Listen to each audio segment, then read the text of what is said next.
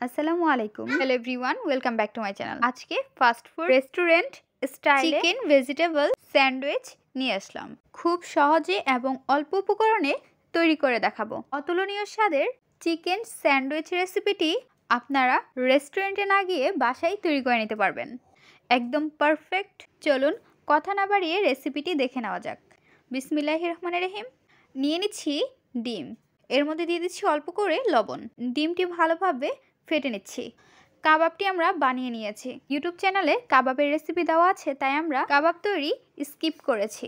এখন আমরা গোল গোল শেপ করে নিচ্ছি। সেমভাবে সবগুলো কাবাব তৈরি করে নিচ্ছি। তৈরি করে নেওয়ার পর চুলায় বসিয়ে দিচ্ছি একটি ফ্রাই প্যান। এর মধ্যে দিয়ে দিচ্ছি সয়াবিন তেল। তেলটি আমরা মিডিয়াম গরম করে নিয়েছি। ফেটে রাখা ডিমের মধ্যে কাবাবটি আমরা চুবিয়ে নিচ্ছি। এখন আমরা ভেজে নেব। সেমভাবে সবগুলো কাবাব আমরা ফেটে রাখা ডিমের মধ্যে চুবিয়ে ভেজে নেব। কাবাবটির এক পাশ হয়ে গেলে আরেক পাশ উল্টিয়ে নিতে হবে। এক পাশ হয়ে গিয়েছে, তাই আমরা কাবাবগুলো উল্টিয়ে নিচ্ছি। কাবাব দুই পাশ ভালোভাবে ভেজে নিতে হবে। যখন এর মধ্যে গোল্ডেন কালার চলে আসবে, তখন আমরা কাবাবটি নামিয়ে নিব। এক এক করে সবগুলো কাবাব আমরা নামিয়ে নিচ্ছি। একটি বলের মধ্যে নিয়ে নিচ্ছি মেয়োনিজ। মেয়োনিজ দেওয়ার পর এর মধ্যে দিয়ে দিচ্ছি সস।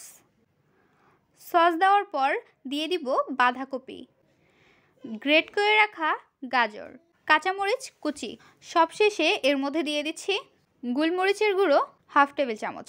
এখন চামচ দিয়ে ভালোভাবে মিশিয়ে নিচ্ছি।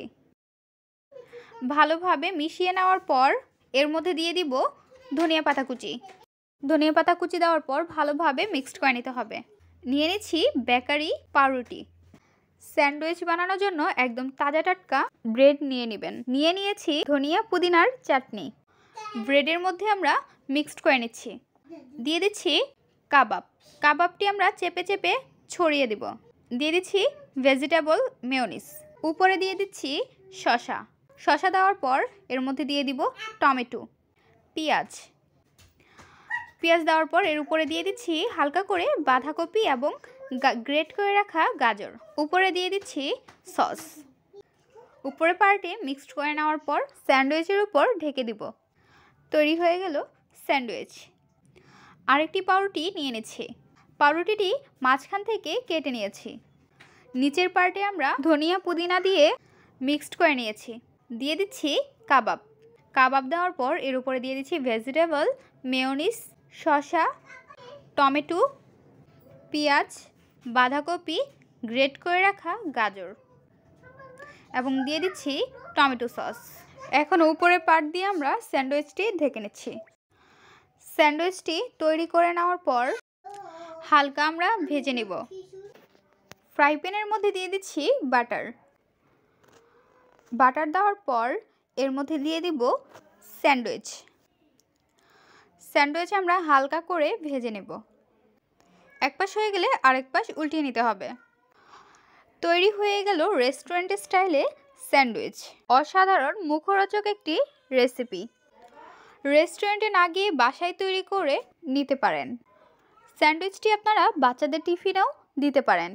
স্যান্ডউইচ তৈরি করা খুবই সহজ এবং এই রেসিপিটি নতুন রাঁধুনি কিংবা যে কেউ একবার দেখলেই তৈরি করে নিতে পারবে। চিকেন ভেজিটেবল স্যান্ডউইচ রেসিপিটি আপনাদের কাছে কেমন লেগেছে তা অবশ্যই জানিয়ে দিবেন কমেন্টের মাধ্যমে।